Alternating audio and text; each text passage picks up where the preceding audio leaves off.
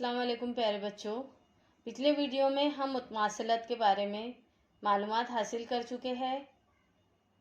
आज हम चंद मसलसों की मुतमासिलत की आजमाइशें देखेंगे। उसके लिए चंद शराइत आपको पता होना चाहिए।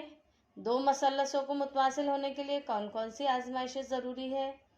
मसलसों की मुतमासिलत की आजमाइश की तरफ हम बढ़ते हैं। सामने आपकी शक्ल नज़र आ रही है, मसलस PQR और मसलस XYZ। उसको हम पहले लिख देते हैं इस तरह से, मसलस PQR और मसलस XYZ। अब इसमें हमको देखना है कि ज़िला PQ मुतमासिल है ज़िला XY के।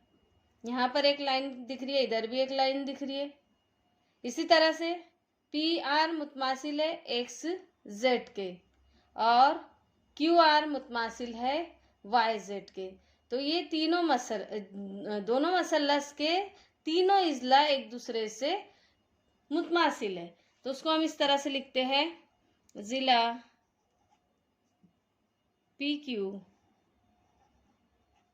मुतमासिल है ज़िला XY के।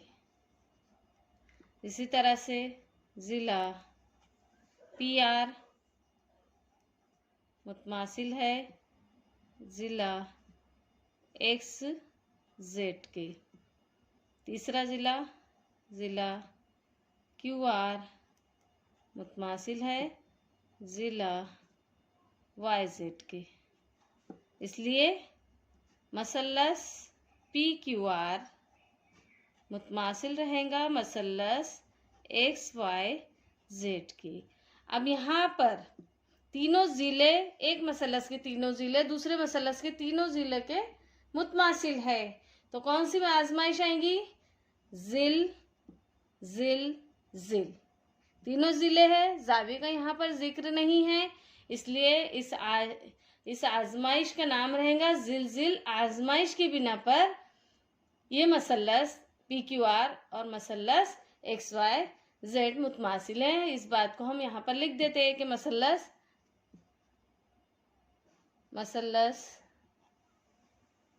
PQR और मसलस XYZ ज़िल ज़िल ज़िल। तीनों ज़िले मुतमासिल है, इसलिए ज़िल ज़िल ज़िल। आजमाइश की बिना पर ये दोनों मसलस आपस में मुतमासिल कहलाएंगे। ज़िल ज़िल आजमाइश की बिना पर दोनों मसलस मुतमासिल है। ठीक है बच्चों, अल्लाह हाफिज़।